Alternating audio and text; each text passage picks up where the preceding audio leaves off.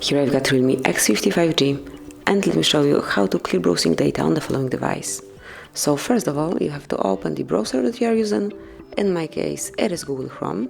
Then tap on this three dots icon, which is for more, and select history. And here smoothly click on clear browsing data.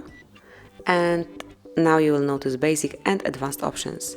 So under basic, you will find browsing history, cookies and site data, and also cached images and files. And then under advanced, you have a few more. And these are saved passwords, out of info data, and also site settings. So just mark those info that you would like to remove, that you would like to get rid of. And finally select the time range. So just click on time range.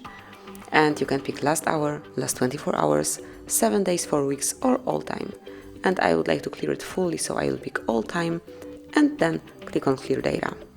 And that's it. As you can see, your history is empty right now and all data connected with your browser is removed. Thank you for watching. Please subscribe our channel and leave the thumbs up.